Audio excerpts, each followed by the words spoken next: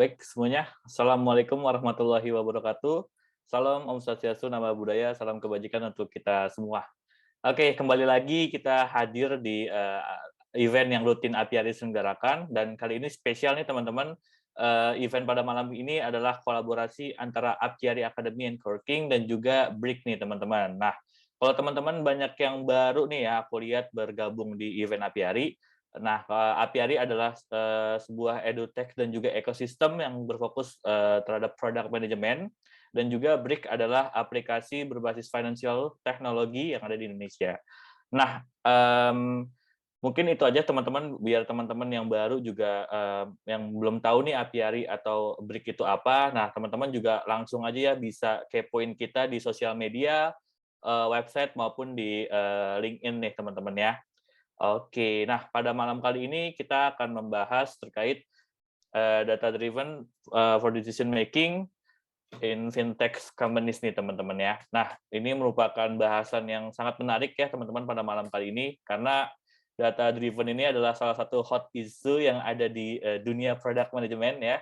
Dan juga fintech ini juga merupakan suatu industri yang sekarang juga sedang gandrung-gandrungnya nih teman-teman ya. Nah, ini pas banget nih, keduanya adalah hot issue di topiknya maupun di industrinya. Nah, untuk lebih jelasnya lagi, lebih dalamnya lagi, tentu kita akan bahas dan belajar bersama yang bersama dengan Mas Kurnia Adi Gunani.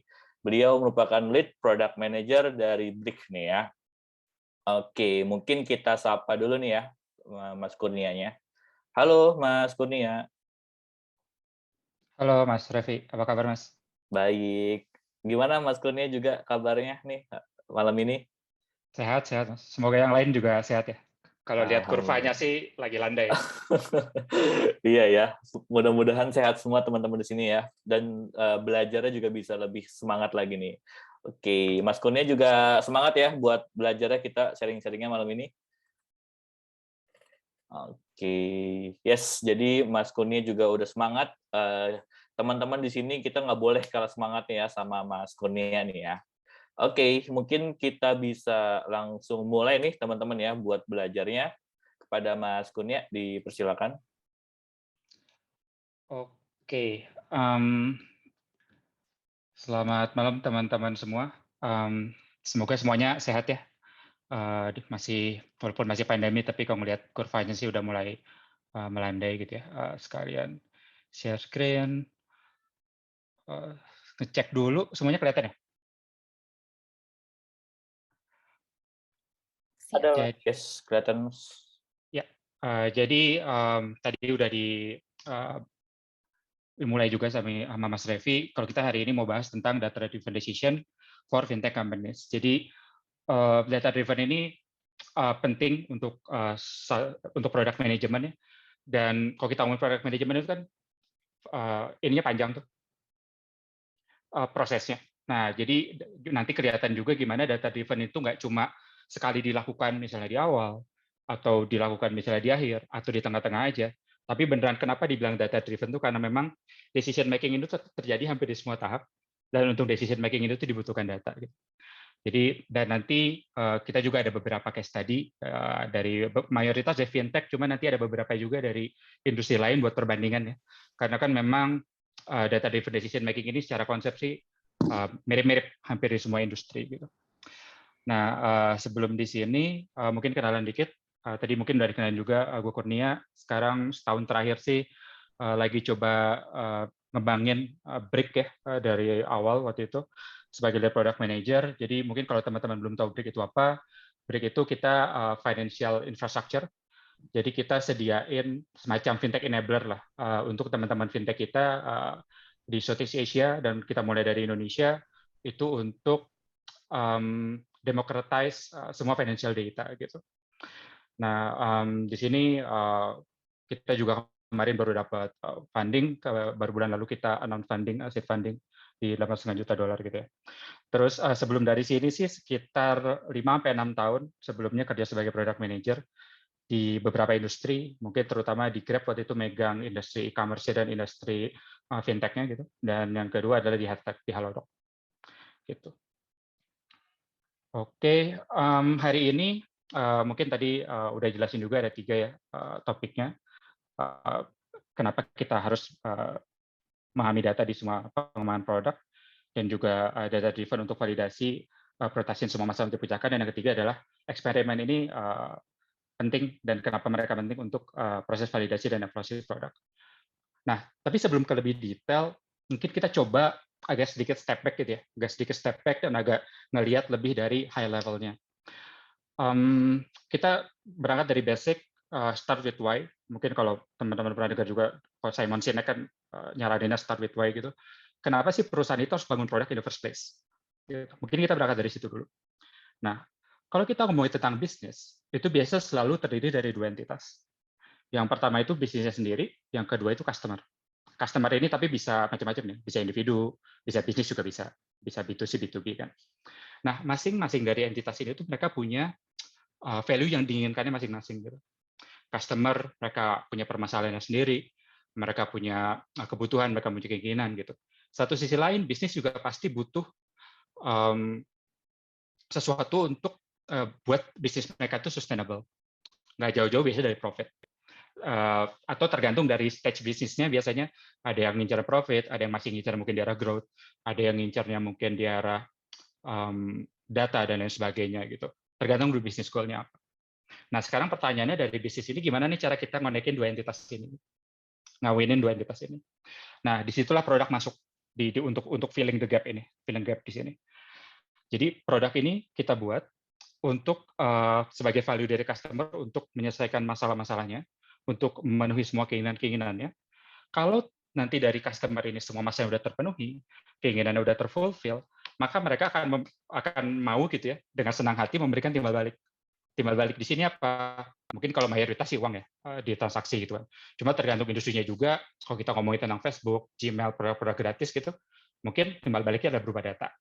Atau sesimpel berupa word of mouth promotion buat ke teman-temannya atau ke saudara-saudaranya gitu. Nah, nanti ada terbentuk simbiosis mutualisme nih, atau yang biasa kita sebut tuh value exchange system, di mana 2 entitas ini terkoneksi, masing-masing bisnis ngasih produk ke customer, customer ngasih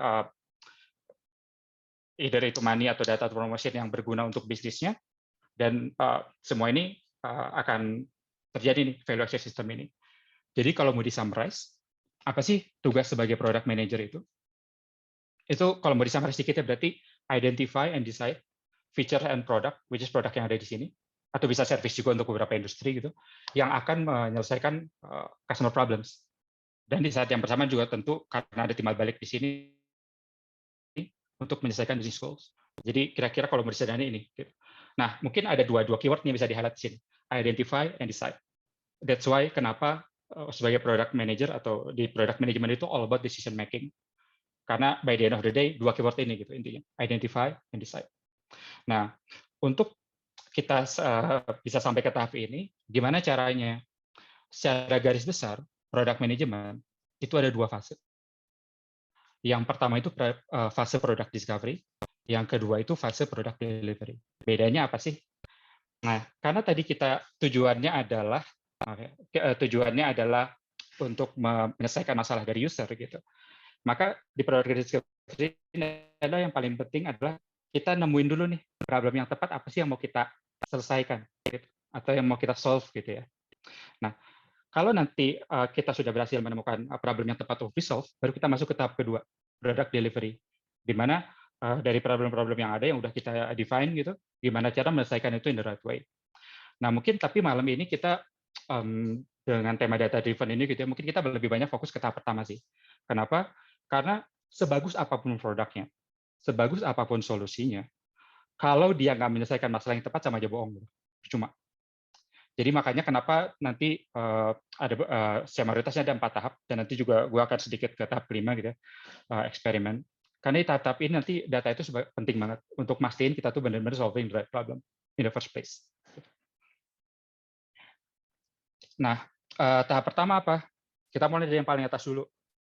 Bisnis dan customer, understanding business dan understanding customer. Kalau kita ngomongin tentang bisnis, kita mulai dari trennya dulu nih. Misalnya, bisnis fintech. Gimana sih industri fintech itu sekarang keadaannya?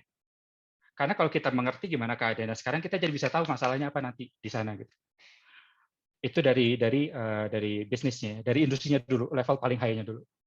Sedangkan sama juga dari sisi customer, level paling high-nya dulu. Goal-nya mereka tuh mau ngapain sih? Apa yang mereka mau achieve? Nanti di situ bisa kita connect. Dan kalau kita udah tahu goal-nya customer di mana, kita lihat juga nih keadaan saat ini. So far nih, ini sebelum ada produk kita ya, gimana sih cara mereka nyelesainnya? Nah, pertanyaan ketiga ini juga penting. Kenapa? Karena nanti ada contohnya. Nanti pertanyaan ketiga ini kenapa penting? Karena dengan tahu cara mereka achieve-nya itu sekarang, kita jadi tahu potensial gap-nya itu ada di mana, potensial problem-nya itu ada di mana. Nah, nanti ada contohnya. Nah, setelah kita understanding business and customer, kita understanding current state-nya, current state industry, current state customer, kita analisis masing-masing agak sedikit lebih dalam. Dari market, constraint-nya itu apa? Gitu. Dari customer, problem-nya itu apa? Jadi tadi dari existing flow-nya gitu, existing journey-nya, gimana cara mereka achieve goal-nya selama ini, kita lihat obstacle-nya itu ada apa aja sih. Gitu. Dan juga sama, dari bisnis tadi, kita mengerti misalnya industri fintech segala macam, kita tadi udah lihat customer goal-nya, kira-kira solution udah ada atau belum sih? Solution yang available in the market. Gitu. Kalau belum ada, apa yang mesti ditambahin? Nah, contohnya gimana? Ini kita balik lagi, fintech. Kita coba kasih contoh, jadi gini, kalau kita ngomongin fintech di Indonesia, mayoritas mungkin kita ngomongin tentang e-wallet, lending, investment, dan lain sebagainya. Cuma ada satu tren yang menarik di 1-2 tahun terakhir. Itu ada satu lini fintech yang lagi naik banget, namanya personal financial management. Nah, mungkin di sini gue mau cerita kenapa itu naik ya. Jadi ceritanya gini, dari industrinya dulu. Kalau kita ngomongin tentang financial industry, ada dua nih yang lagi racing banget di ya 4-5 tahun terakhir mungkin. Yang pertama itu digital bank, yang kedua itu e-wallet. Mungkin waktu itu e-wallet gerak duluan sih. Jadi e-wallet dan digital bank. Jadi sekarang itu digital bank itu contribute to 35% of bank penetration. Jadi bayangin misalnya di Indonesia itu ada 1 juta nomor rekening, berarti 350.000 rekeningnya ada digital bank. Saking banyaknya. Dan sama juga, e-wallet juga racing nih. Apalagi ada masalah pembayaran, buat payment method e-wallet lagi naik-naiknya kan di beberapa tahun terakhir. Didukung dengan racing super apps dan lain sebagainya juga. Jadi sekarang itu in terms of GTV, number of amount transaction, itu e-wallet itu contribute 30%. Jadi anggapnya dalam sebulan tuh misalnya ada 1 miliar uang berputar, berarti 300 jutanya itu dari e-wallet. Nah, makin banyaknya digital bank, makin banyaknya e-wallet yang berjamur kayak gini, barrier untuk kita sebagai kita individu gitu ya, untuk create financial account itu semakin rendah. Kalau dulu orang mau bikin rekening, orang harus datang ke cabang, datang ke teller, isi form sana sini, ngabisin 30-45 menit, ngantri, ngisi form, foto, apa segala macam. Sekarang udah nggak butuh lagi. Cukup dengan smartphone, orang bisa buka financial account dengan gampang. Satu sisi bagus. Kenapa? Karena financial inclusion-nya jadi semakin dekat gitu. Cita-cita Indonesia financial inclusion bagus itu semakin dekat. Tapi satu sisi lain ada drawback-nya, sedikit drawback lah. Kenapa? Karena dengan barrier-nya makin low, atau orang makin gampang bikin financial account, sekarang tuh rata-rata orang punya banyak multiple financial account. Saya cukup yakin lah, gue cukup yakin kita yang ada di sini gitu, minimal kita punya mungkin satu bank konvensional, multiple e-wallet, mungkin ditambah multiple digital bank juga, gue cukup yakin lah. Nah, implikasinya apa? Susah tuh kalau kita mau detect expense sama income di masing-masing masing-masing financial account-nya. Misalnya, oh tadi gue baru beli makanan, mungkin gue beli makanannya di wallet A. Gue baru bayar tagihan, mungkin gue bayar tagihannya di wallet B. Sama juga sama pendapatan. Mungkin gaji masuknya ke bank A. Tapi mungkin pendapatan lain bisa dari investment masuknya ke bank B. Gitu. Tercerai-berai nih. Kalau dulu orang cuma butuh satu rekening, cuma butuh satu statement bank gitu ya, buku rekening, atau sesimpel buka mobile banking 1 biji, internet banking 1 biji, orang udah bisa, kita semua udah bisa ngelihat tuh semua financial datanya. Kalau sekarang enggak. Kalau kita mau ngelihat financial data, kita mau track expense income kita mesti lihat cek multiple platform. Nah, di sini kenapa makanya financial management itu sebagai menjamur. Mereka coba nge-attach atau nge-agregat semua financial account ini di satu aplikasi aja. Jadi cukup buka satu aplikasi, kita bisa buka semua e-wallet kita bisa buka semua digital bank kita bisa buka semua bank konvensional kita di satu tempat. Semuanya tersummarize di sana. Gitu. Jadi berangkat dari industrinya dulu, kita tahu implikasi apa yang ada di market, gap-nya ada di mana, goal-nya dari user adalah tentu kita sebagai ya, individu gitu kita butuh track expense income, kita lihat gap-nya di mana. Itu yang dilakukan PFM sejauh ini. Gitu. Dan mungkin teman-teman kalau coba ngecek di Apple Store atau Google Store gitu, sekarang mulai kelihatan tuh. Mungkin belum terlalu tinggi ya rankingnya ya, tapi mulai banyak dan datangnya barengan dan banyak-banyak pemain barunya.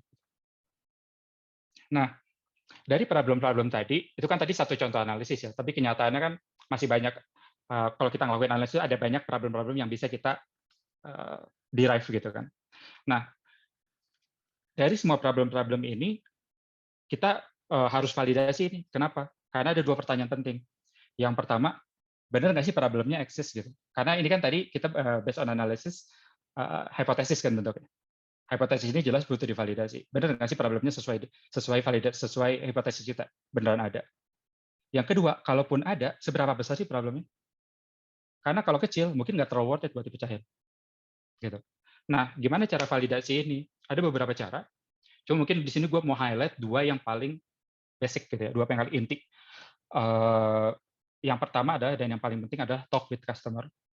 Kenapa? Karena by the end of the day, tadi entitasnya cuma ada dua, customer dan bisnis. Kita dari sisi bisnis, tentu kita harus ngobrol sama customer. Gitu. Tujuannya buat apa? Understanding customer needs yang tadi yang di grafik tadi di sisi kiri. Understanding customer needs. Gitu. Mereka maunya apa, mereka selama ini gimana. Dan dengan talk with customer, kita juga jadi bisa explore lebih dalam tentang their current journey. Kita tahu selama ini mereka solve problemnya gimana. Oh, mungkin kalau tadi di kasusnya yang tadi orang punya multiple bank, cara mereka solve-nya selama ini gimana?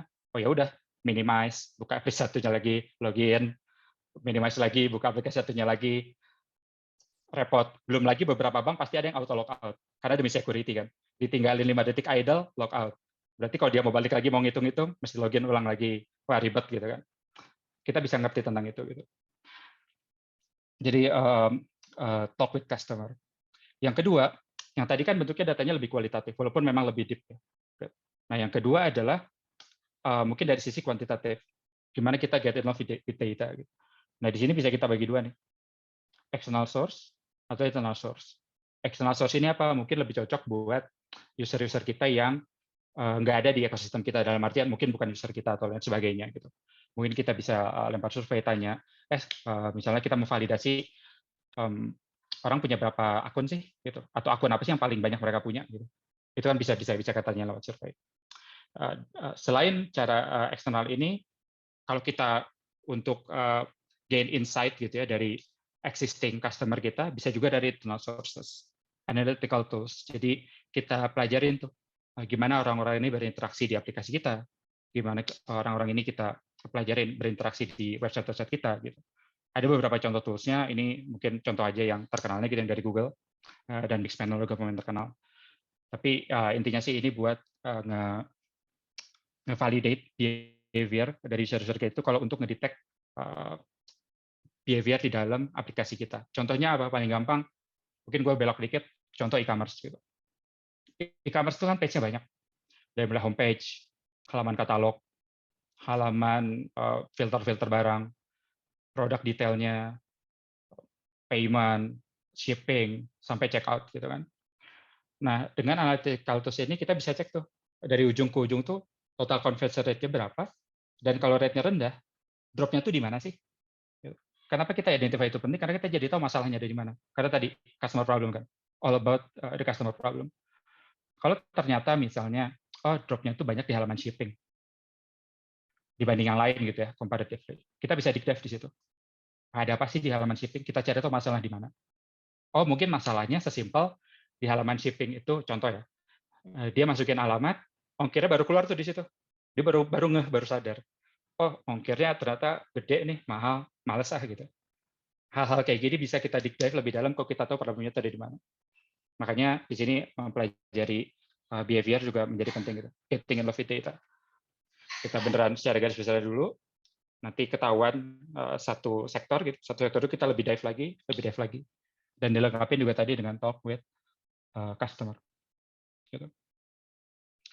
Nah, dari problem-problem tadi kita udah validasi nih semua lewat talk with customer, lewat data gitu ya, quantitative data dan qualitative data. Biasanya kita masih punya list of hasilnya itu masih lebih dari satu lah, mungkin 5, mungkin 6, mungkin 10, tergantung dari finding kita gitu, tergantung dari analisis kita. Nah sekarang kenyataannya adalah mungkin idealnya ada kita selesaiin semua. Cuma kenyataannya tentu kita satu resource kita terbatas, dua budget kita terbatas dari human ataupun budget resource gitu ya. Makanya penting di sini juga untuk melakukan prioritisasi. Nah prioritisasinya gimana? Ada banyak cara. Cuma mungkin di sini contoh aja salah satu yang paling simple lah bisa dibilang. Kita bikin matrix antara impact dan effort. Dan di sini dua sisi nih, bisnis dan user. Gitu. Nah, di sini impact-nya bisa apa? Besaran sales-nya, jumlah user yang terbantunya, berarti jumlah pemakainya gitu kan. Kalau produknya lebih ke arah produk awareness, berarti awareness-nya. Gitu. Dari sisi effort, mungkin kalau ini produk digital, jelas tech complexity-nya harus diukur. Terus resource, apakah butuh 1 manpower, 2 manpower, 3 manpower, berapa lama sih? Apakah 1 bulan, 2 bulan, 3 bulan gitu. Karena semua ini harus dihitung karena kita mau yakin kalau problem yang kita pilih itu benar-benar problem yang goal-nya adalah high impact tapi low effort, which is low hanging fruit, this is quick win. Gitu. Nah, dari situ kalau kita udah selesai semua yang ada di low hanging fruit, kita bisa gerak ke tempat-tempat lain. Mungkin kita bisa gerak ke, ada dua nih alternatifnya. Apakah kita mau ke yang high effort dan high impact, atau low effort dan low impact. Practically sama lah, ini bisa interchangeable gitu, bisa diganti. Karena tergantung dari resource kita. Kalau resource kita memang banyak, nggak ada salahnya kita kejar major project duluan, karena impact-nya lebih tinggi. Tapi kalau memang resource kita sedikit, mungkin kita bisa yang selesaiin yang low and low dulu. Yang mungkin harus dihindari adalah yang paling atas kiri ini, karena nggak terlalu worth it ya, effort-nya tinggi tapi impact-nya rendah. Nah mungkin satu hal yang mau ditekanin di sini adalah ketika kita melakukan prioritasasi ini, yang diprioritasi itu bukan fiturnya, tapi problemnya. Karena balik lagi tadi, kita tentuin dulu problem yang tepat mau diselesaikan itu apa, baru kita tentuin cara nyelesainnya gimana. Karena kalau kita menang problem dan solution, satu problem itu bisa punya multiple solution. Ya, pepatah juga udah bilang kalau banyak jalan menuju Roma gitu kan. Jadi problemnya dulu yang kita prioritisasi. Nah, di sini contohnya gimana kita problem validation prioritisasi gitu ya. Ini mungkin gue ambil contoh sedikit dari non-fintech sebagai perbandingan di hospital, walaupun nanti nyambung juga sih ke fintech. Gitu. Nah, jadi gini, kalau kita ngomongin tentang patient journey gitu ya, tentang rawat jalan, balik lagi kita berangkat dari industrinya dulu kan. Jadi ini waktu itu gue coba research, gue datang ke beberapa hospital, mungkin lebih dari 10 hospital. Gue coba lihat gimana journey rawat jalan. Dan di situ ternyata ada satu finding menarik adalah waktu tempuh dari orang datang nih ke pintu hospital dan ngelakuin semua prosesnya sampai pulang rata-rata. Dan ini waktu itu subjeknya Jabodetabek dan Karawang. Itu rata-rata 2 jam, mereka menghabiskan 2 jam 45 menit. Cuma dari datang rumah sakit sampai pulang lagi. Gitu. Bayangin orang lagi sakit kepala, mah, atau sakit-sakit parah lainnya gitu. Atau mungkin kalau jalan mungkin bukan sakit yang terlalu parah ya. Mungkin sakit kepala atau mah atau lain sebagainya. Mereka untuk konsultasi dengan dokter, mana mirisnya adalah dari 2 jam 45 menit itu tuh ketemu dokternya paling cuma ya maksimal 15-20 menit gitu. Hanya untuk melakukan itu mereka harus ngabisin 2 jam 45 menit. Bayangin orang makin lagi sakit kepala bukannya sembuh malah makin sakit kepala gitu. Orang lagi sakit perut bukannya sembuh malah makin sakit perut gitu. Nah, di sini kelihatan nih ada satu gap di situ. Orang mau cepat-cepat sembuh, tapi orang harus ngabisin 2 jam 45 menit. Nah, di sini kita mulai dig down. Baik lagi tadi, kita mulai dari talking with customer, dan juga kita ukur datanya gitu, berapa orang sih yang bisa dilakuin di masing-masing tahap gitu. Karena secara garis besar orang kalau mau rawat jalan itu ada 4 tahap. Yang pertama itu finding right hospital and service. Karena begitu orang sakit, dia biasanya cari dokter yang tepat buat dia siapa, schedule-nya gimana sesuai dengan schedule dia, dan juga yang kedua adalah yang ketiga adalah budget, sesuai dengan budgetnya. Karena tiap rumah sakit atau bahkan tiap dokter di dalam rumah sakit atau tindakan dalam rumah sakit harganya bisa beda. Yang kedua adalah registration process. Problemnya pada registration process ketika kita datang, apalagi buat misalnya kita pasien baru gitu, ngantrinya lama di meja registrasi, kita harus isi tuh banyak banget form. Padahal sebenarnya isi formnya itu data-data KTP juga sebenarnya, nggak jauh-jauh dari nama, tanggal lahir segala macam. Tapi kita harus isi tuh semua. Gitu. Setelah kita registration, biasanya dapat nomor antrian, ke poliklinik, ketemu dokter, disuruh bayar. Dibayar ini ada 2 problem utama. Yang pertama, antriannya panjang. Yang kedua, kita nggak punya ide tentang harganya itu bakal berapa mahal. Karena ini kan dicas di akhir, tergantung dari tindakannya apa, tergantung dari obatnya apa, baru nanti dicas di akhir gitu. Jadi ada anxiety di sana. Ketika mau bayar tuh deg-degan gitu. Ini masuk budget gue nggak ya? Gitu. Oke, beberapa orang punya insurance, tapi bahkan di insurance ini pun ada masalah, yaitu insurance juga punya eligibility-nya sendiri-sendiri. Bisa jadi, oh ternyata di cover cuma 50%, bisa jadi di cover cuma 70%. Ada gap di sana. Ada anxiety di sana. Ketika udah bayar, kita masuk ke apotek, ngambil nebus obat, antriannya juga panjang di sana. Nah, jadi di sini banyak banget isunya. Dari 2 jam 45 menit, ketemu dokter cuma 15-20 menit, sisanya di 4 hal ini. Nah, ini problem-problemnya yang bisa kita petain dari semua journey ini. Based on tadi, talks with client, kita coba ukur time-nya, spend di masing-masing station tuh berapa lama. Di situ kita tahu tuh, oh ternyata paling lama tuh di nomor ini, payment process dan farmasi proses. Masing-masing average kira-kira 30-40 menit. Nah, di situ kita bisa ukur. Kita berangkat dari North Star Matrix-nya dulu. Gitu. Kayak tadi kan customer business. Ujungnya mau kita capai itu apa? Di customer ujungnya apa? Tentu tadi kita mau nge-reduce time spend-nya sebanyak mungkin. 2 jam 40 menit itu jelas terlalu lama. Kan? Kita mau mengecilin itu. Bisnis juga sama. Tentu kita butuh untuk sustainable, mungkin kita butuh makin banyak growth, number of user, makin banyak revenue, dan lain sebagainya. Nah, dari metrik-metrik ini kita coba petain tuh ke prioritasasi yang tadi. Jadi di sini kita coba petain problemnya. Oh, mungkin yang farmasi proses sama payment proses ini impact-nya besar. Kenapa impact-nya besar? Karena waktu paling banyak di-spend itu di sana. Jadi kalau kita bisa solve ini, maka waktu yang bisa di-eliminate itu semakin besar. Yang kecil juga sama. Mungkin dia lebih pendek waktu ini. Effort, di situ kita bisa mulai bayangin gitu, gimana cara kita solve problem itu. Misalnya farmasi proses, gimana cara bisa kita potong antrian. Oh, mungkin sesimpel kita bikin antar obatnya online aja gitu. Misalnya dia nebus obat, ya udah pulang dulu aja, obatnya nanti dianterin pakai ojek online misalnya. Ketahuan tuh effortnya, mana yang low, mana yang high. Oh, mungkin itu low, karena kita sesimpel tinggal pesan ojek online. Kita pesanin buat mereka gitu.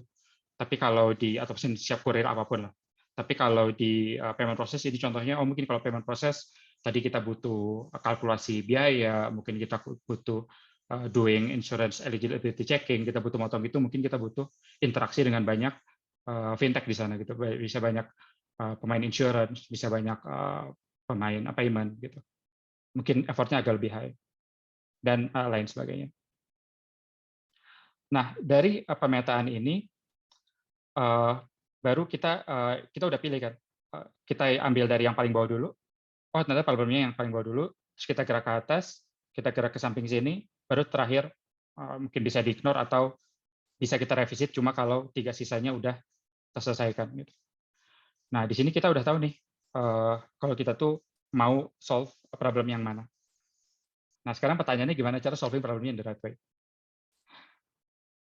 Nah, di sini gue mau nekenin, mungkin gue nggak akan terlalu detail ke yang bagian product delivery, tapi gue mau nekenin banget tentang eksperimennya. Kenapa? Karena tadi satu problem itu solusinya bisa banyak. Yang tadi gue sebutin itu cuma contoh doang. Gitu. Nah, gimana caranya kita decide solusi yang tepat untuk problem-problem itu? Nah, di sini ada hal yang menarik nih. Tadi kita udah punya banyak data tuh tentang data penunggu waktu tunggu pasien. Terus habis itu tadi kalau di yang contoh PFM tadi kita udah tahu orang tuh mayoritas punya berapa bank sih? Mungkin punya 3 bank, 4 bank, 5 bank. Terus habis itu mungkin dihabisin buat login satu per satu itu mungkin 5 menit sampai berapa kita udah punya. Atau kalau kita tadi coba analyze perilaku mereka di aplikasi kita, kita juga udah punya data-datanya. Cuma penting di sini buat kita itu untuk finding the right balance between being data informed dan nggak stuck di analysis paralysis. Analysis paralysis ini apa? Itu keadaan di mana kita terlalu berlebihan dalam melihat data sehingga action-nya jadi nggak ada. Gitu. Nah, jadi kita mesti nemuin nih sweet spot-nya antara datanya informed enough atau well enough sama kita nggak terjebak di terlalu lama analisis akhirnya nggak ada action gitu. Nah, caranya gimana? Ini ada satu yang menarik gitu ya, waktu itu kalau nggak salah dipopulerkan sama Jeff Bezos kalau nggak salah, Amazon. Jadi dia bagi decision making itu kedua, one way door decision dan two way door decision. Bedanya apa? One way door decision itu adalah decision yang irreversible. Atau kalau kita udah lakuin tuh balik laginya tuh nggak bisa atau kalaupun bisa susah banget. Atau yang kedua, decision yang kalau kenapa-napa tuh kita bisa baliknya gampang. Makanya kenapa disebut two way door. Nah, interestingly, kira-kira di atas 80% atau 90% yang kita temuin sehari-hari itu kebanyakan justru two way door decision. Bikin fitur, modify fitur, mungkin kita mau nambah tadi misalnya halaman pencatatan keuangan tuh mau dibikin fitur A, B, C gitu kan. Itu semuanya irreversible karena kalaupun nggak works, kita bisa rollback ke versi sebelumnya gitu. One way door decision apa ini biasanya keputusan-keputusan yang lebih serius. Kalau di perusahaan tuh semacam pindah bisnis model yang benar-benar pindah gitu ya, atau jual akuisisi perusahaan atau merger atau lain sebagainya. Tapi lebih dari 80%, 90% itu two way door sebenarnya. Nah, untuk yang two way door ini itu penting bagi kita untuk decide quickly and act. Jadi gerak dulu aja, nanti akan ada learning di sana. Daripada kita kelamaan analisis. Nah, caranya gimana? Itu eksperimen. Gitu. Kita tadi udah tahu problemnya apa, udah punya kira-kira hipotesis solutionnya apa. Kita coba tuh langsung ke user-user kita. Benar nggak sih solution kita tuh benar-benar nyelesain problem yang itu? Gitu. Dan eksperimen ini pasti tadi karena kita benar harus quickly gitu ya, pastiin kalau ini tuh low effort. Karena jangan sampai kita ngabisin resource yang banyak gitu ya dari segi waktu, dari segi manpower. Ternyata pada akhirnya produknya nggak works. Jadi mendingan kita ambil low effort solution, MVP solution, try this to the market, learn fast, mungkin build it 1-2 minggu, try it 1-2 minggu, dalam waktu sebulan kita udah punya learning-nya. Whether solution ini solving user problem or not. Nah, dan juga eksperimen ini bisa validate any hidden assumption yang ada di analisis kita tadi. Kira-kira kalau kita main assumption ya kita bisa bagi 4 kira-kira. Yang pertama itu desirability assumption. Bener nggak sih kalau kita udah launch produk itu tuh ada orang yang mau pakai itu? Kita bisa tahu kalau produknya udah di launch kan. Dan bener nggak sih our customer itu bisa dapat value dari situ. Yang kedua viability. Kita mulai dari low effort dulu, baru nanti kita bisa tahu nih ke depannya worth to build nggak sih versi lebih bagusnya gitu. Karena kalau jawabannya enggak, ya mungkin kita nggak perlu lanjutin itu. Gitu. Dan yang ketiga mungkin dari sisi teknologinya, kalau ini produk digital ya produk teknologi, is it technically possible, feasibility assumption. Dan yang keempat yang nggak kalah pentingnya, ini kan by the end of the day yang makainya user. Usernya gampang nggak makainya? Kita juga bisa dapat feedback di sana. Gitu. Nah, untuk eksperimen ini banyak banget caranya. Gue di sini cuma ngasih contoh aja 2 yang paling low effort. Yang pertama itu dikenal sama nama conscious method. Jadi konsep metode biasanya metode-metode yang manual. Jadi dia manual, cepat, bisa dimulai, mungkin cuma butuh 1 minggu, 2 minggu, murah juga dari sisi resource, dan kita bisa feedback dengan lebih cepat. Contohnya apa?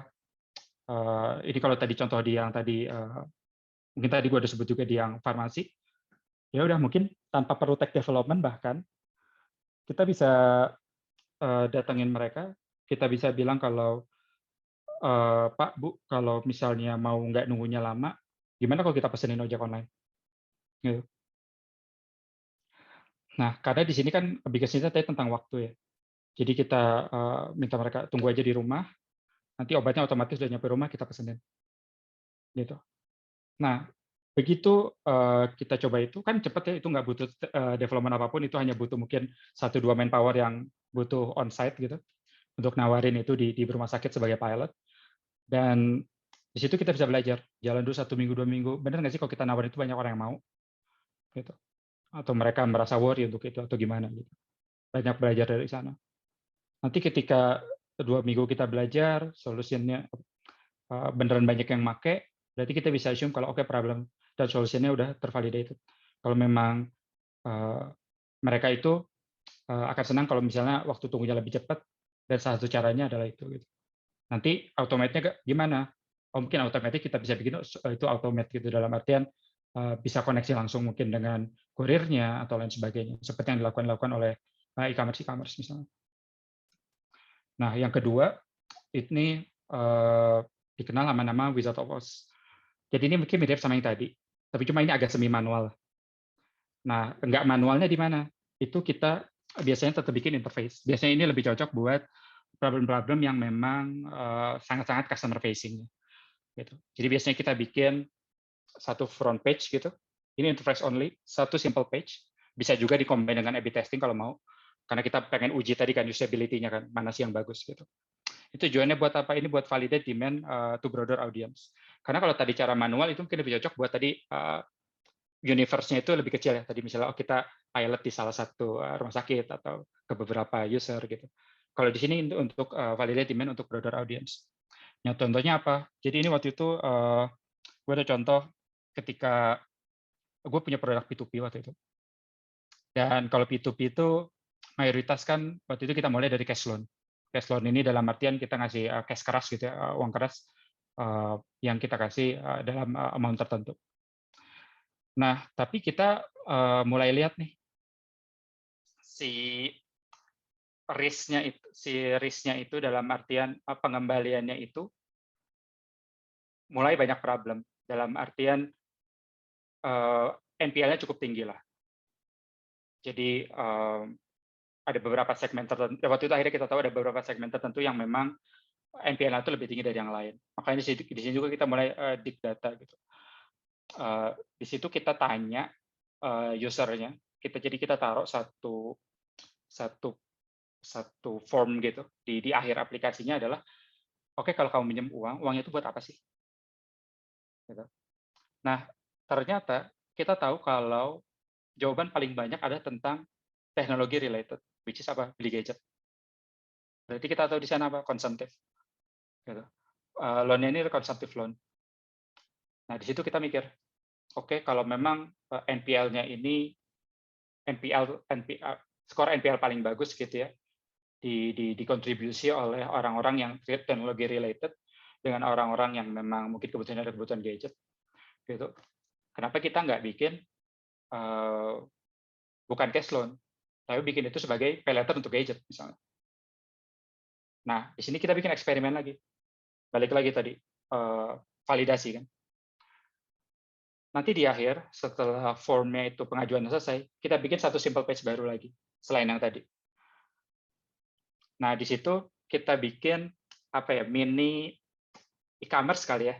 Ada satu halaman isinya HP-HP terbaru, simple page, satu halaman isinya cuma mungkin 10-20 produk, tapi kita pilih emang top 20 most buy HP gitu ya.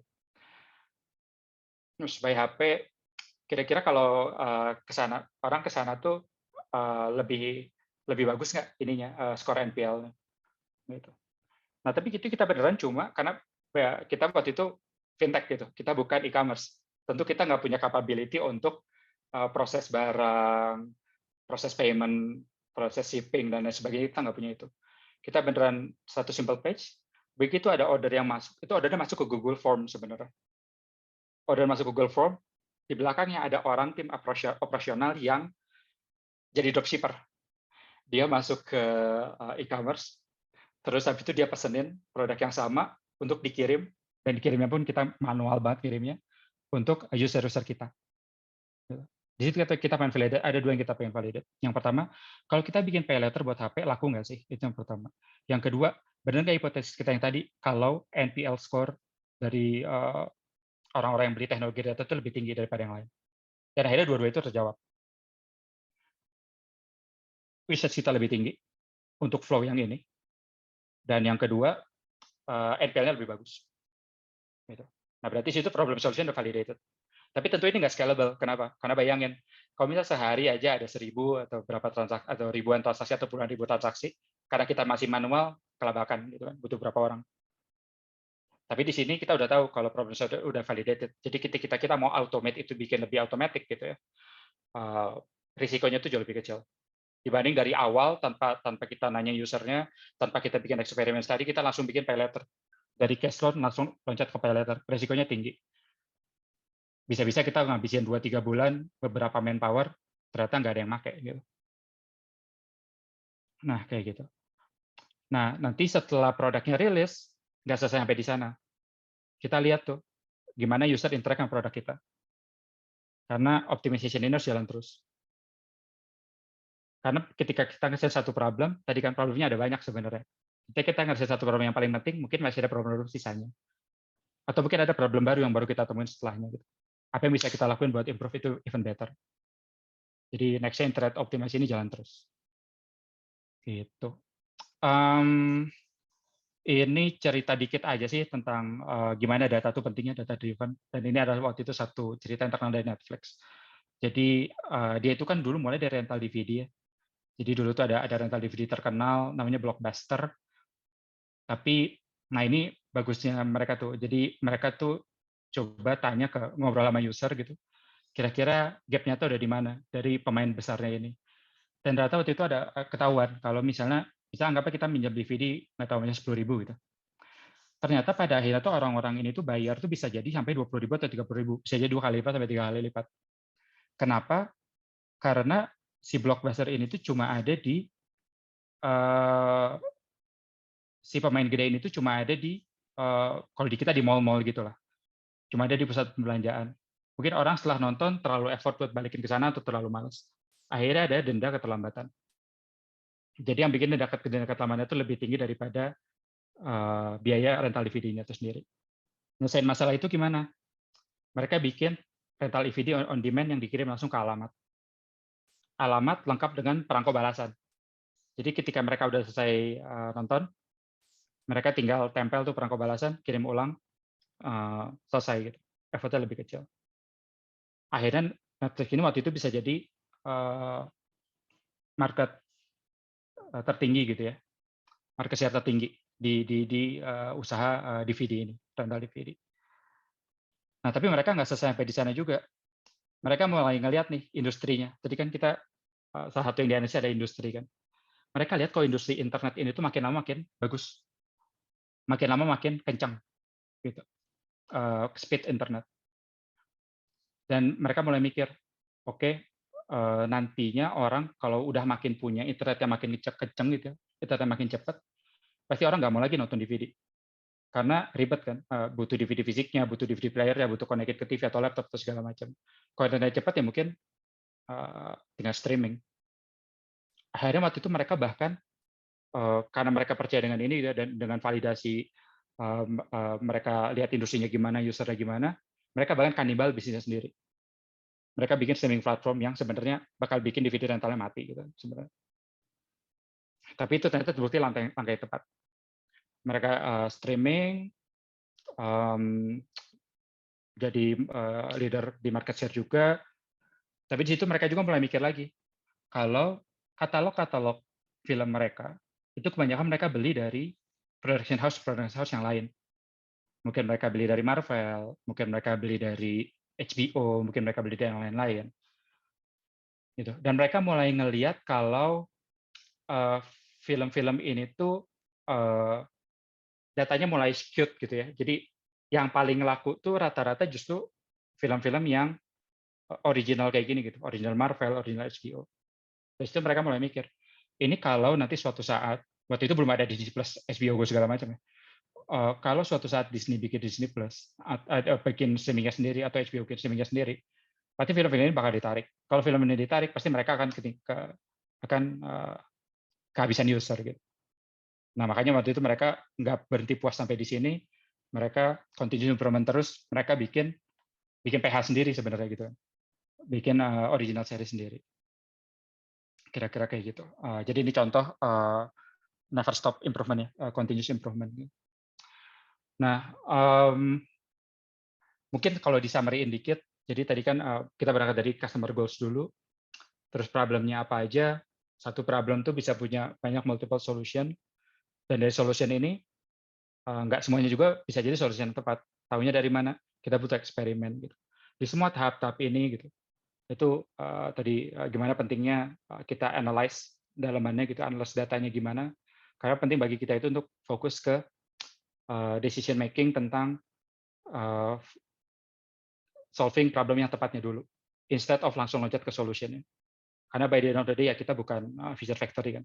Kita coba bikin value exchange system di mana kita bisa selesaiin problem yang tepat, biar dia juga bisa kasih sebagai simbiosis mutualisme gitu, ngasih value yang tepat juga ke kita. Nah, oke, kira-kira kayak gitu. Thank you. Mungkin gue balikin ke Mas Revi ya. Oke, terima kasih banyak nih Mas Kurnia. Keren banget nih apa yang disampaikan oleh Mas Kurnia ya terkait materi kita pada malam kali ini. Nah, habis ini teman-teman boleh ya lanjut kita buat sesi Q&A. Jadi teman-teman kalau mau ada pertanyaan boleh drop dulu pertanyaannya di kolom chat. Nanti kita akan bahas satu-satu giliran. Atau yang mau diskusi langsung nih, ngobrol langsung, silakan open mic ya dengan raise hand terlebih dahulu. Nanti akan aku pandu bergilir gitu ya. Oke. Nah, sambil menunggu teman-teman berdiskusi atau menanya nih ya, dari aku juga pengen diskusi juga nih sama Mas Kurnia nih ya. Ada beberapa pertanyaan mungkin yang pengen aku diskusikan nih ya. Jadi teman-teman kalau misalnya udah nanti ada pertanyaan langsung aja ya drop your question di kolom chat. Oke. Nah, yang pertama aku pengen tahu sih Mas ya. Mungkin teman-teman juga pengen tahu juga ketika kita menemukan suatu permasalahan nih ya, khususnya di fintech industri lah terkait topik pada malam ini ya. Itu bagaimana sih cara kita untuk mampu memahami ya dan mengerti bahwa kita tidak salah dalam menggunakan data. Jadi data yang kita gunakan ini benar-benar bisa sesuai untuk mengatasi permasalahan yang ada gitu ya. Jadi tepat gitu datanya. Dan ketika kita sudah solve problem dengan data yang kita rancang atau rencanakan, itu biasanya terutama di fintech ini ya Mas ya, apa sih matriks yang paling sering digunakan gitu ya supaya kita bisa track datanya itu secara tepat sesuai dengan permasalahan gitu. Jadi solusinya pun bakal tepat kan kayak gitu. Kira-kira dari Mas Kurnia bagaimana, Mas? Oke, mungkin pertanyaan kedua dulu ya. Uh, uh, Kira-kira metrik yang tepat itu apa? Itu benar case by case. Karena tiap problem pasti metriknya nanti beda-beda. Misalnya tadi, kalau kita ngomongin tentang orang drop gitu ya di halaman, atau kita ngomongin tentang orang tadi koneksi bank gitu ya. Orang koneksi bank tentu ada berbagai tahap, dari mulai dia coba koneksi banknya dulu, dia mulai nyatet pengeluarannya, nyatet pemasukannya, terus habis itu nanti sampai di tahap dia monitoring pengeluaran dan masukan in general gitu. Tahapnya kan panjang. Kalau misalnya kita mau lihat dari ujung ke ujung conversionnya dan kita tahu kalau problemnya adalah di satu tahapnya gitu, misalnya ternyata problemnya itu ada di waktu dia koneksi banknya gitu. Berarti di situ mungkin metrik yang tepat adalah seberapa secara perbandingan gitu ya, rate antara dia coba login sampai loginnya itu berhasil, atau kita bilang success rate. Success rate adalah login berhasil dibagi dengan total attempt, total percobaan login gitu. Di situ kita bisa tahu tuh oh ternyata kita punya 5 institusi, Bank A, Bank B, Bank C, Bank D, ternyata error atau sukses rate-nya itu lebih kecil di bank tertentu. Nah, di situ kita bisa analisis, oke berarti mungkin koneksi koneksi kita dengan bank tertentu itu bermasalah gitu. Itu satu contoh. Atau contoh lain di monitoring gitu. Waktu nanti di monitoring pengeluaran pemasukannya, di situ kita lihat lagi kalau kita ngomongin tentang monitoring, berarti kan tentang seberapa sering orang itu benar-benar ngelihat pakai mata gitu ya, memonitor pengeluaran masukannya kan. Berarti kita ngomong tentang apa? Tentang engagement. Nah, kalau tentang engagement ini berarti matriksnya beda lagi. Seberapa sering dia balik ke halaman itu? Apakah kita mau nge-track daily activity-nya, apakah kita mau track monthly activity-nya, dan lain sebagainya. Matriksnya beda lagi. Itu. Jadi ini beneran kita ngerti dulu understanding flow-nya dari ujung ke ujung, kita pecah-pecah step-stepnya. Di step-step itu bisa beda problem dan bisa beda matriks. Gitu.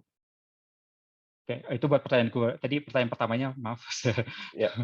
Jadi khususnya di industri fintech ini ya Mas ya, apa sih masalah yang paling umum ya sering muncul gitu ya, dan untuk mengatasi permasalahan ini kita kan kadang ini ya buat ngecek kita menggunakan data nih, tapi kadang kita juga perlu memahami nih kapan dan bagaimana kita menggunakan data secara tepat untuk solve problem tersebut. Nah itu apa tuh Mas, kayak masalah yang sering muncul dan bagaimana kita bisa mengerti dan memahami penggunaan data dengan benar? Kalau kita ngomongin tentang fintech di Indonesia, apalagi di beberapa tahun terakhir kan kita mulai banyak dikenalin ke produk-produk baru, atau karena tujuannya memang tujuan dari apa ya, pergerakan secara bersama-sama gitu dari semua player atau bahkan pemerintahnya juga kan gimana cara naikin inklusi keuangan kan. Nah tapi kalau kita mau naikin inklusi keuangan, berarti ada beberapa sektor market atau sektor industri atau sektor user gitu yang memang sebelumnya tidak familiar dengan produk-produk keuangan dan mau kita bikin sebagai familiar gitu, menjadi familiar. Dan berarti problem paling besarnya apa? Itu tentang edukasi. Edukasi seberapa pentingnya sih ini buat mereka, seberapa ini bisa membantu mereka di kehidupan sehari-hari. Misalnya paling gampang, kita datang ke pasar. Kita datang ke pasar, kita mau bayar, biasanya di pasar jelas mayoritas pasar nggak punya debit card dong, nggak punya mesin edisi gitu kan. Kita mau bayar, mungkin ada beberapa masalah. Yang pertama, bisa jadi nggak ada kembalian. Itu yang pertama. Atau yang kedua, sesimpel lupa bawa uang. Kita mesti pergi ke ATM dulu, segala macam. Nah, kalau kita mau enable mesin edisi di sana gitu, pasti kan barrier-nya tinggi ya. Yang pertama, mesin edisinya sendiri udah mahal, terus habis itu mungkin edukasi tentang operasional mesin edisinya juga susah gitu. Oh, mungkin solusinya bukan di sana, tapi mungkin yang kira-kira level edukasinya itu lebih gampang. Level edukasi lebih gampang apa? Satu contohnya, dan yang saya lihat juga rame di beberapa tahun terakhir gitu, itu QRIS kan.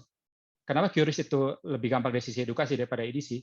Karena satu, dari penjual mereka nggak harus nyediain modal buat beli mesin edisi. Mereka cukup print doang, dan ngeprint satu halaman butuh berapa sih? 100 perak mungkin. Itu yang pertama. Yang kedua, nggak butuh banyak belajar. Print, tempel di gerobak, that's it. Dari sisi usernya pun sama. Kalau kita ngomongin tentang, apalagi mungkin ada solusi-solusi lain gitu, selain edisi ada solusi tab, paywave, atau lain sebagainya gitu. Itu kita butuh, kalau HP itu butuh ada NFC-nya misalnya. Gitu kan. Itu mungkin HP yang punya NFC cuma HP-HP kelas atas gitu. Tapi kalau QRIS misalnya, mungkin dengan cukup modal kamera pun cukup. Gitu. Nah, jadi ini satu contoh yang tentang edukasi ini dan gimana cara kita ambil produk yang as low barrier as possible, karena ini masih di permulaannya, kita belum se-mature, kalau ngomongin fintech gitu, kita belum se-mature negara-negara kayak Amerika atau Eropa, jadi all about education.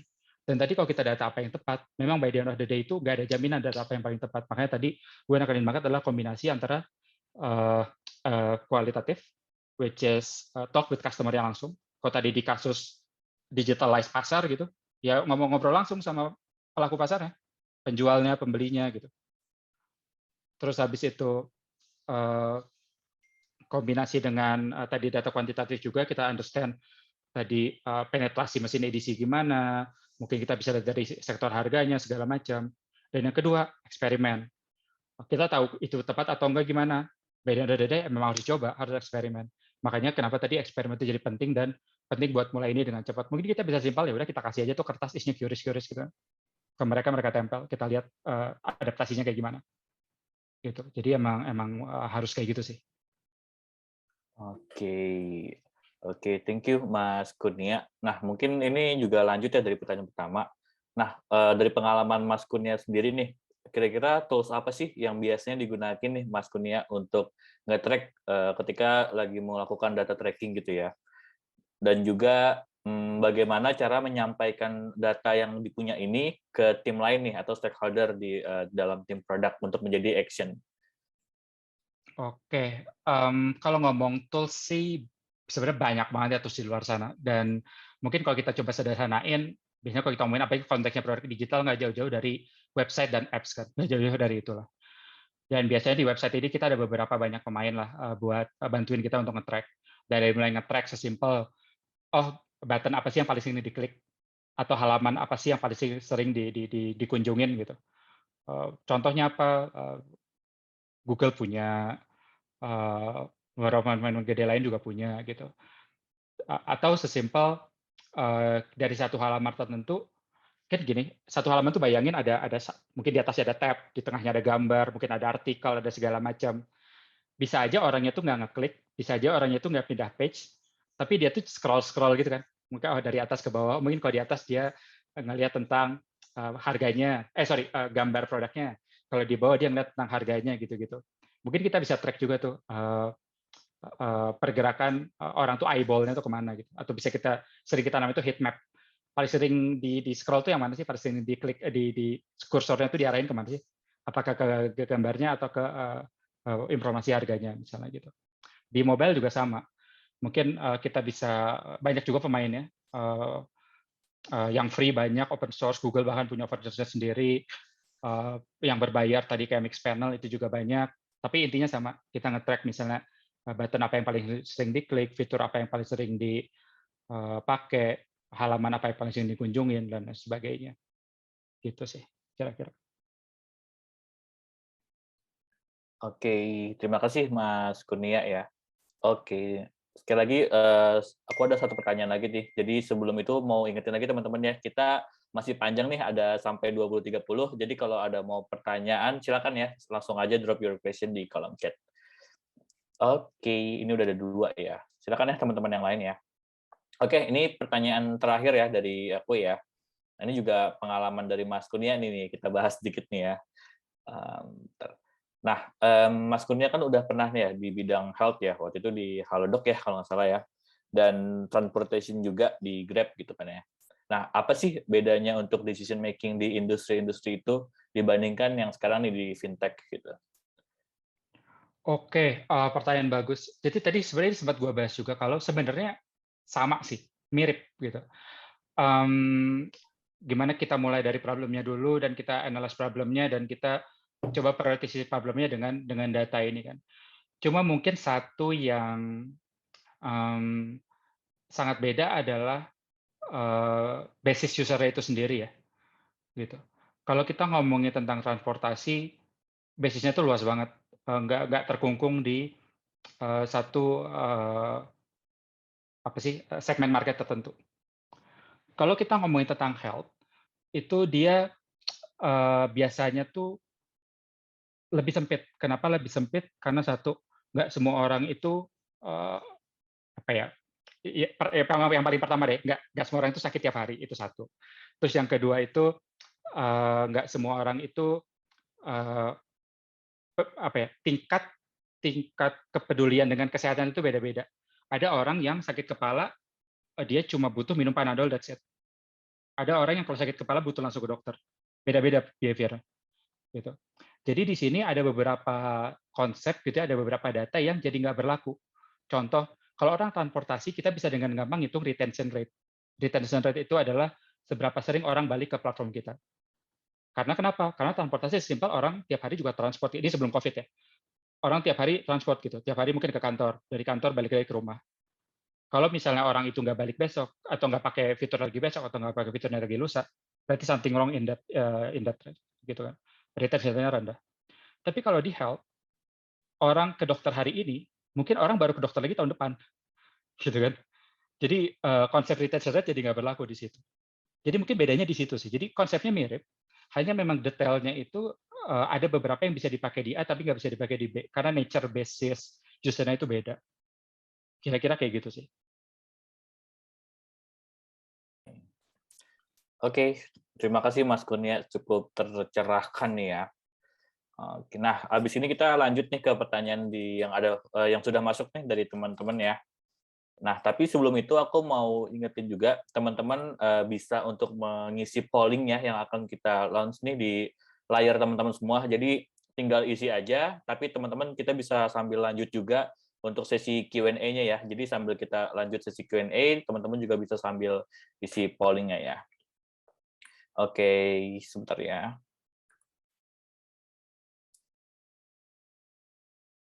Oke, polling-nya sudah ada di layar teman-teman ya, jadi silakan diisi sambil kita lanjut Q&A.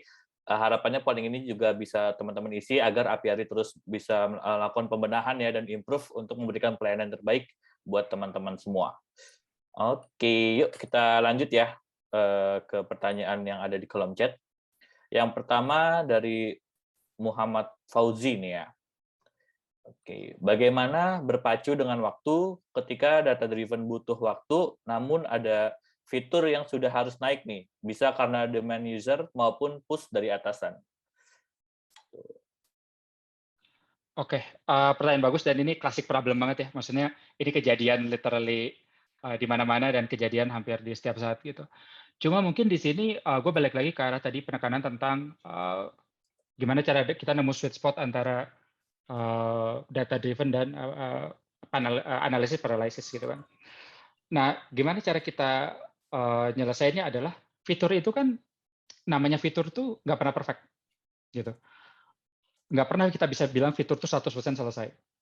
Bahkan sekelas Google pun yang cuma Google search bar doang gitu, itu pasti mereka improve terus gitu kan. Jadi karena fitur ini nggak pernah perfect, kita nggak perlu terlalu ngejar full feature di awal. Misalnya kita dikasih waktu 1 bulan, 2 bulan, karena tadi bisa macam-macam ya, karena demand user, karena push dari atasan gitu. Tapi kita bisa ambil core produknya yang memang inti core produknya yang bisa nyelesain problemnya gitu. Jadi misalnya tadi kita mau bikin produk, tadi kan pay letter ya, dari P2P kita mau gerak ke, dari cash loan kita mau gerak ke pay letter. Nggak perlu tuh kita bikin kayak proses e-commerce shipping-nya, nggak perlu tuh kita bikinin kayak order management-nya, nggak perlu tuh kita bikinin kayak pricing management-nya segala macam. Kita bisa sesimpel bikin satu page dulu dan bikin satu page kan cepat. Di belakang yang manual dulu pun nggak masalah gitu. Tapi di sini ada dua impact nih. Yang pertama, rilisnya bisa cepat, berarti kita bisa menuhin deadline. Dan yang kedua, kita bisa validasi produk itu benar worth it atau enggak. Karena gini, kalaupun kita misalnya bikin fiturnya yang menurut kita waktu itu 100% full feature gitu ya, saat kita tembak itu ke user, bisa jadi itu gagal juga gitu. Atau bisa jadi itu bahkan bukan 100%, kita nggak bisa 100%, tapi sebenarnya cuma 50% gitu. Jadi daripada kita udah ngabisin banyak waktu untuk itu jatuhnya resikonya tinggi gitu, mendingan kita step by step dari MVP-nya dulu. Yang paling pentingnya apa sih kalau dari pay letter? Kan dapat produknya berarti kan. Beda kalau di cash loan kan yang paling penting dapat uangnya. Tapi kalau di pay letter kan kita bayarin kasarnya gitu. Berarti paling penting apa? Yang penting user dapat produknya dulu secepat mungkin. Gimana caranya user dapat produk secepat mungkin? Bisa salah satunya dengan cara yang tadi. Kita bikin satu page simple, ambil top 10, top 20 HP, kita kirim tuh ke manual. Tujuannya tercapai, user bisa dapat HP-nya dengan cepat, kita dapat user baru dengan cepat, kita bisa validasi benar nggak sih fitur itu kepake atau enggak. Jadi nemuin core fitur ini yang benar-benar jawab problemnya dulu. Which is di case ini adalah gimana cara user dapat HP. Gitu. Itunya dulu sih. Oke, thank you Mas Kurnia. Dari Mas Fauzi, ada feedback kah sebelumnya? Atau sudah oke nih atas jawabannya? Oke, sudah ya terjawab. Thank you Mas Fauzi atas pertanyaannya ya. Next question kita ke Mbak Fitri Amelia ya. Oke. Untuk melakukan eksperimen dengan menggunakan Wizard of Oz itu, bagaimana cara kita announce and broadcast produk eksperimen ini kepada khalayak? Karena tidak mungkin juga kita memberitahukan kepada user kalau apps ini adalah apps dummy untuk eksperimen, terutama bagi mahasiswa yang mencoba untuk belajar implementasi product development. Oke. Oke, jadi kalau spesifik ngomong tentang Wizard of Oz itu ada dua. Yang pertama itu tadi bedanya dengan concierge ya. Kalau concierge kita full manual kan, benar full manual. Sedangkan Wizard of Oz ini dari depan tuh itu seakan-akan produknya beneran nih. Jadi tadi kita waktu kita bilang bikin satu simple page itu satu page-nya itu beneran kalau dari desain tuh desain yang legit gitu.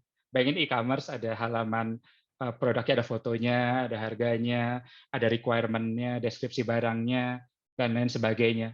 Jadi dari kacamata depan tuh, dari kacamata user tuh ini halaman yang legit gitu dari sisi desain, walaupun di belakangnya masih manual. Nah yang kedua, gimana cara kita announce dan broadcast itu? Mungkin nggak perlu, atau gini ada dua lah. Satu, marketing tetap harus jalan itu jelas. Tapi yang kedua adalah paling gampang apa? Itu embed di existing journey. Karena kan ini kita ngomongin tentang produk yang udah ada gitu. Jadi kayak tadi contoh di tadi peer to peer dan di cash loan dan pay later gitu. Selama ini kan misalnya contohnya produknya itu dia minjem uang. Kalau minjem uang itu mungkin dia isi formnya dulu, terus nanti di akhir dia bilang kalau pinjamannya selesai nanti dia transfer ya gitu. Nah, cara kita announce itu selain tadi dengan proses marketing, itu adalah dengan kita embed itu di flow existing. Mungkin bisa taruh di halaman paling terakhir, mungkin bisa taruh justru di halaman paling awal. Misalnya bayangin sebelumnya kalau kita masuk aplikasi halaman paling depan itu adalah dana cepat cair atau gimana gitu bentuk komunikasinya gitu ya. Tapi di sini jadi enggak, temukan HP impianmu gitu. Halaman begitu diklik itu sebelum ke form buat ngisi-ngisi, masuk dulu ke halaman pilih produknya tadi gitu. Jadi di embed di existing journey. Gitu. Jadi secara nggak langsung ini juga apa ya, orang-orang yang selama ini pakai produk-produk kita akan pakai produk itu juga gitu karena kita embed di existing journey. Itu sih. Oke, gimana dari Kak Fitri Amelia nih, ada feedback nggak? Boleh ya kalau ada mau follow up question ataupun mau diskusi lagi setelah dijawab nih ya.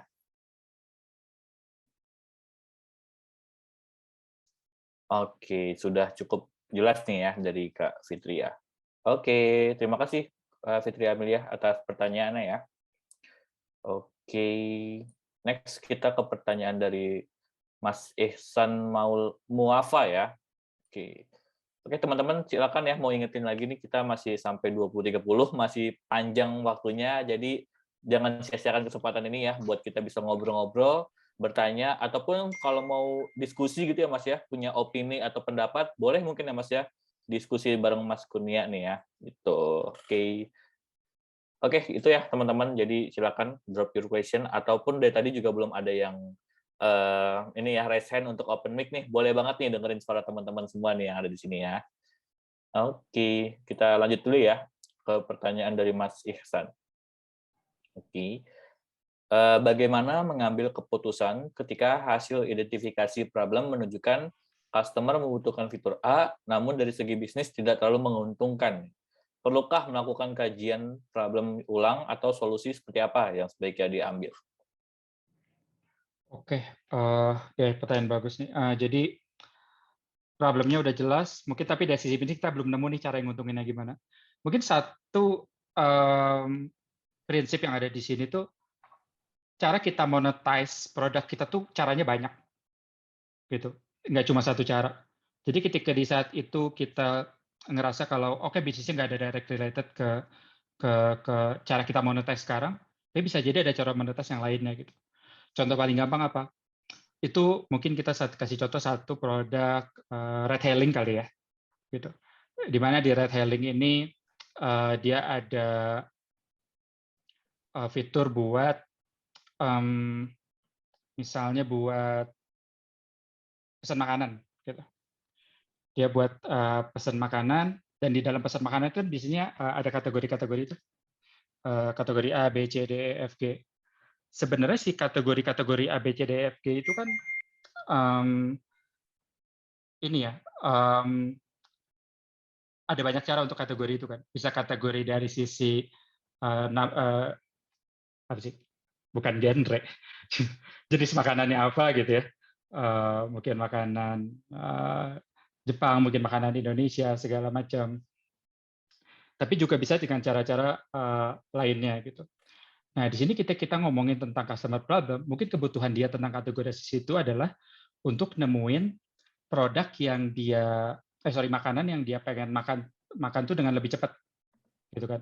Mungkin dia lagi bingung mau makan apa, tapi dia tahu nih dia mau makan makanan dessert gitu misalnya. Ya udah dia masuk situ. Sebenarnya kan si kategorisasi ini tuh nggak terlalu direct related ya. Karena kan sebenarnya mungkin ada banyak cara lain kayak misalnya dia masuk ke search bar, dia masuk ke atau bikin scroll apa adanya gitu ya, mungkin di sort based on location atau segala macam gitu. Tapi kalau misalnya kita bisa bikin mereka balik ke halaman categorization ini gitu ya, again and again gitu ya, karena itu pada akhirnya bantu mereka buat nyari, oh gue pengen dessert nih, kira-kira dessert apa sih yang nguntungin? Mungkin ada cara monetas yang lainnya. Monetas secara nggak langsung apa? Oh kita naruh ads di sana misalnya. Ads di sini dalam artian apa? Kalau kita masuk kategori dessert, kita taruh 10-20 merek makanan, mungkin kita bisa taruh top to top 3-nya bukan lokasi, tapi ads gitu. Ini juga yang dilakuin selama ini sama kayak Google dan teman-temannya kan.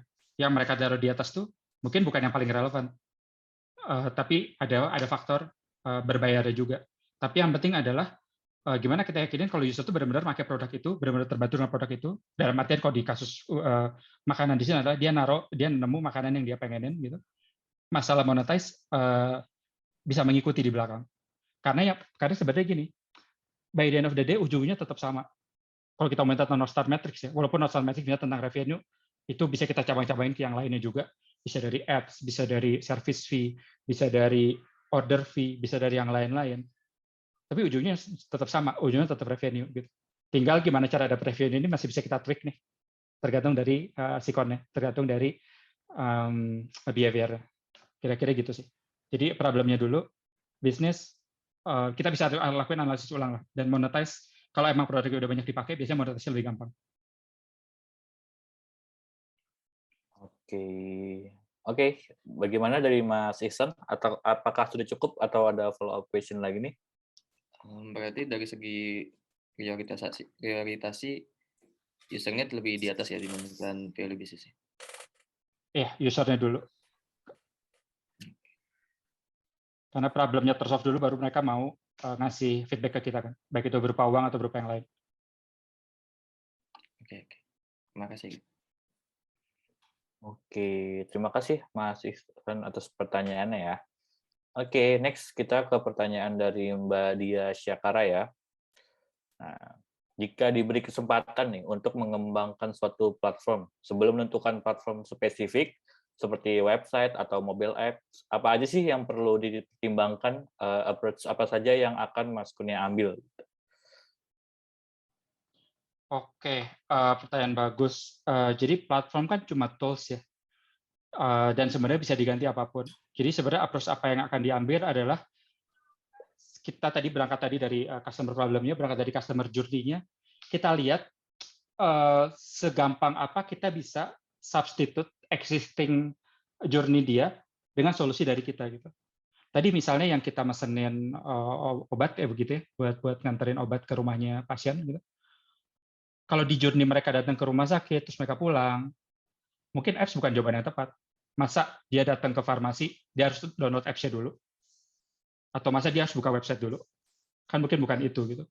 Mungkin as simple as bentuk produknya apa? Stand. Waktu itu kita mulai dari stand. Kita bikin stand, ada satu officer di sana, orang datang ke sana, ngasih resepnya, naruh sedikit biodata, that's it. Gitu. Itu pun produk gitu. Jadi karena nggak make sense buat mereka lagi sakit lagi segala macam harus download app dulu ribet, buka website dulu ribet. Paling gampang ya udah ini resepnya, kalau butuh fee-nya ini biayanya gitu. Ya udah mereka pulang aja. Itu satu. Dan yang kedua, yang biasanya kejadian juga di internal, kalau tapi mungkin lebih banyak konteksnya tentang internal. Bentuk solusinya itu bukan apps atau bukan website, tapi tentang SOP. Gitu. Jadi misalnya tadi kita ngomongin tentang peer-to-peer lending atau cash loan atau tadi pay letter gitu ya. Kan tadi gue ngomong banyak tentang NPL.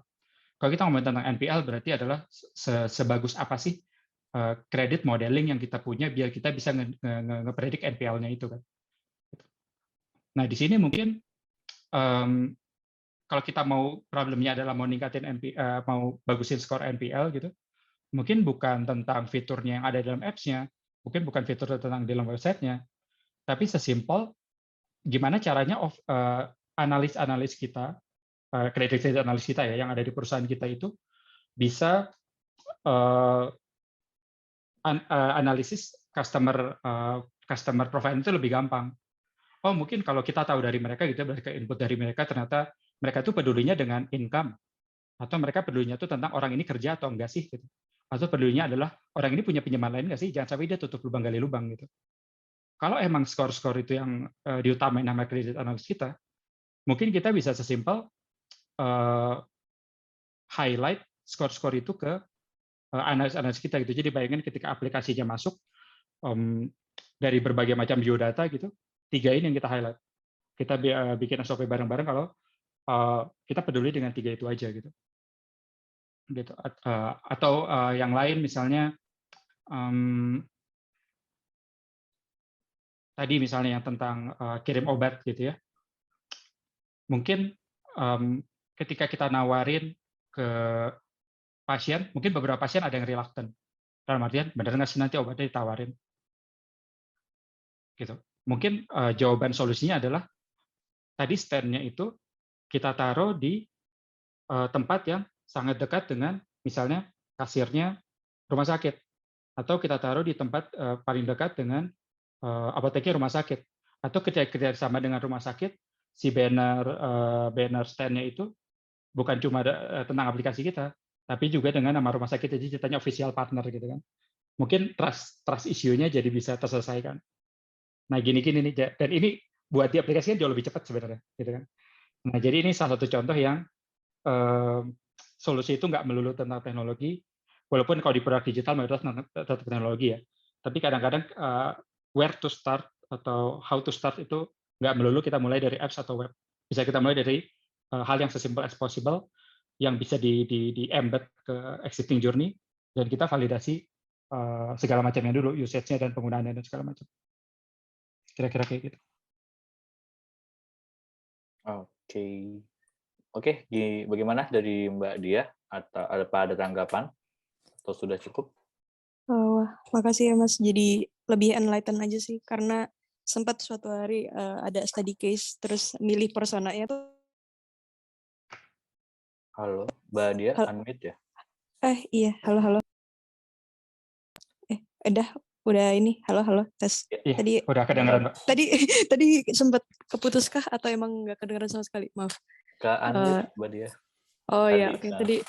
Tadi ini sih lebih ke amaze aja, kayak oh iya benar juga gitu, karena sempat waktu itu ada study case, terus diminta untuk pilih user persona, terus sama ya solusi aja gitu, kayak itu kecil kan study case-nya, tapi waktu itu milih user persona itu yang nggak tech savvy.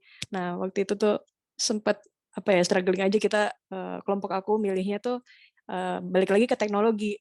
Nah, jadi kayak pas dengar, oh iya ya benar juga, platform itu adalah salah satu tools aja. Jadi kayak not every product tuh needs to be digitalized juga sih itu. Jadi tergantung balik lagi ke usernya, balik lagi ke ngelihat existing journey-nya gitu ya. Kayak how to substitute it with our product gitu ya, Mas. Ya, intinya masuk lebih cepat, semakin cepat yang kita bisa, dan semakin mudah yang mereka adopsi gitu. Jadi lowering barrier to entry-nya as low as possible gitu. Iya. Oke, thank you Mas Kurnia. Oke, terima kasih Mbak Dia atas pertanyaan dan tanggapannya ya. Next, kita ke pertanyaan dari Mas Kahvin ya. Tadi sempat disebutkan untuk validate problem itu salah satunya dari customer itu sendiri. Pertanyaannya, bagaimana kita find the right customer untuk kita interview? Ada tipe spesifik kah untuk ini? Silakan. Oke, pertanyaan bagus. Banyak banget sih approach-nya buat ini ya. Mungkin gue bagi 2 dulu deh. Yang pertama adalah internal user, existing user kita gitu. Yang kedua mungkin user baru. Gue mulai dari internal user dulu mungkin karena lebih gampang. Karena di internal user itu kita biasanya udah tahu profil-profil user-user kita gitu.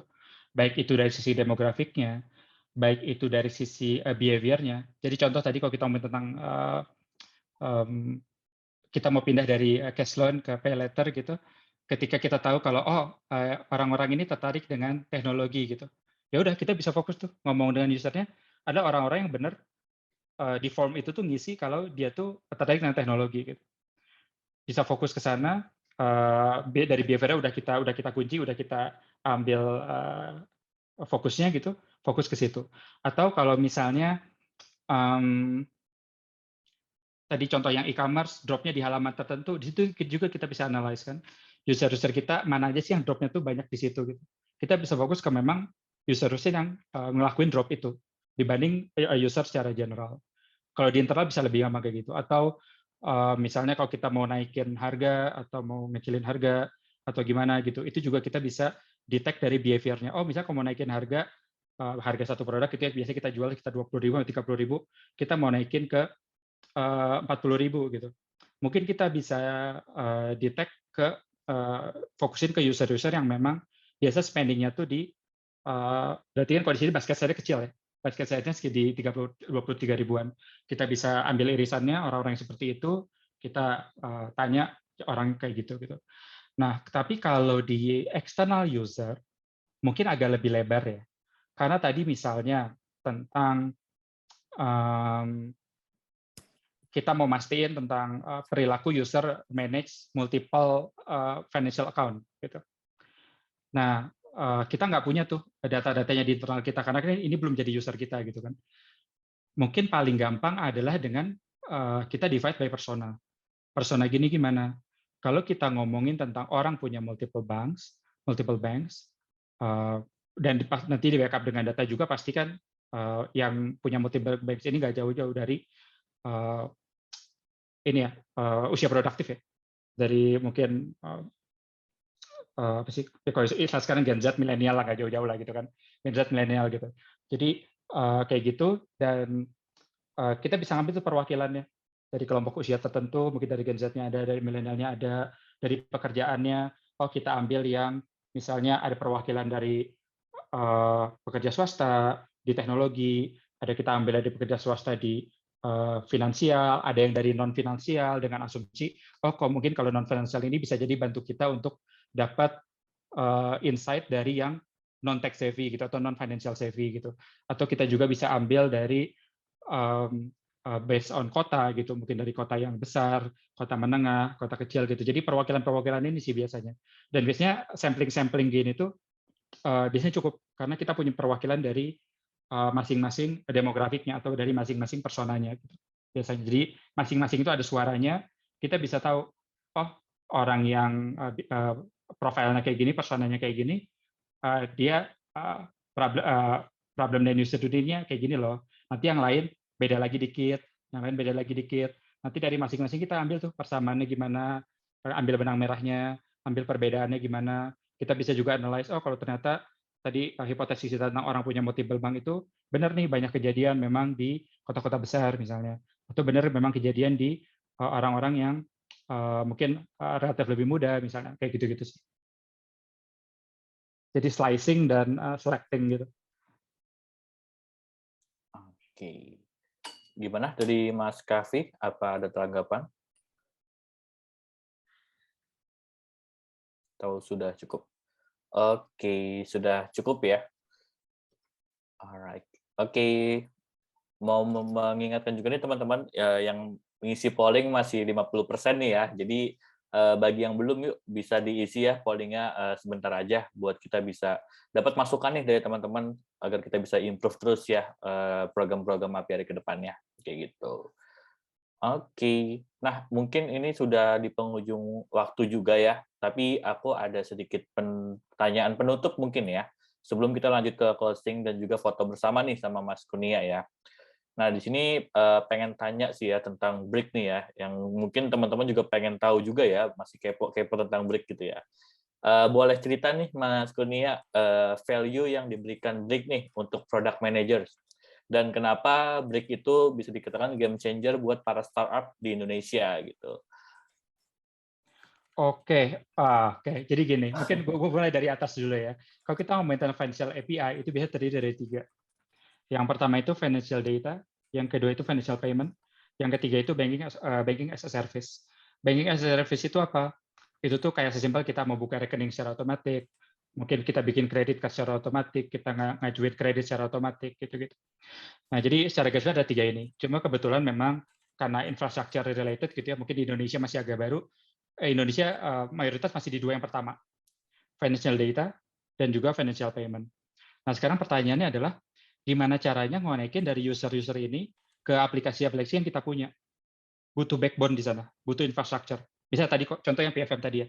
Gimana caranya PFM tadi mau personal financial management tadi gitu ya, mau ngonekin bank-bank si usernya.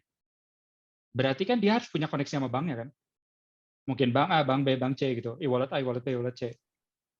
Nah, gimana cara bisa sampai ke sana? Nah, Brick nyediain itu. Brick bantuin ngoneksi antara datanya adanya di mana, berarti dari bank A, bank B, bank C, e-wallet ABC, dan juga si fintech-nya ini, si pemain PFM-nya. Kita koneksi tersebut, infrastrukturnya kita siapin, mereka tinggal plug and play, udah, mereka bisa bikin PFM-nya untuk solving user problem-nya mereka. Gitu. Sama juga tadi kalau contoh di PFM, di cash loan, P2P cash loan berubah jadi pay letter gitu ya. Tadi kan mungkin untuk kita mau detect NPL itu paling banyak di mana sih? Oh, mungkin tentang di kan balik lagi ke profil peminjamnya masing-masing ya. Apakah itu dari jumlah dari income-nya, apakah itu dari dia kerja atau enggak, apakah itu dia jadi punya pinjaman di tempat lain atau enggak. Nah, hal-hal ini kan yang bisa insight user tentang ini itu juga bisa yang kita sediakan gitu untuk mereka. Itu di data. Dan untuk payment itu ya kalau payment sih kita tahu sendiri lah. Apalagi kita ngomongin tentang Indonesia gitu ya. Dan kalau di Jakarta mungkin nggak, kota-kota besar mungkin nggak terlalu udah lumayan terautomasi gitu ya. Tapi kalau kita ngomongin di kota-kota lain masih banyak yang payment itu dilakukan manual. Dalam artian bisa gini, kita beli barang, penjual pembeli, kita beli barang ke penjualnya, terus kita bilang, Gan, kita udah transfer ya, terus dia nanya, bukti transfernya mana? Oke, bukti transfer kita screenshot, kita kasih ke dia. Dia lihat screenshotnya, oh bener nih ada transfer 100.000 ke BCA. Dia login ke BCA Internet Banking, dia lihat, oh bener nih ada transfer dari Kurnia gitu. Terus setelah baru dia ngecek benar-benar itu, baru transaksinya diproses. Panjang tuh prosesnya. Pembelinya mesti screenshot, ngasih mungkin lewat WhatsApp, terus habis itu dia cek ke Internet Banking, banyak back and forth di sana gitu. Nah, automasi semua proses-proses manual ini itu juga jadi penting gitu. Bayangin sesimpel kita sediain virtual account buat mereka. Nggak perlu lagi tuh screenshot, nggak perlu lagi tuh bilang Gan udah ditransfer ya, nggak perlu lagi tuh dia ngecek dulu beneran Kurnia itu udah transfer atau belum. Dengan kita bayar dengan virtual account, udah tuh notifikasi jalan semua via API, terus habis itu dia bisa langsung proses segala macam, dia nggak usah ngelihat bukti transfer segala macam lagi gitu. Ini juga satu solusi-solusi buat digitalized payment yang kita sediakan sih, kayak gitu.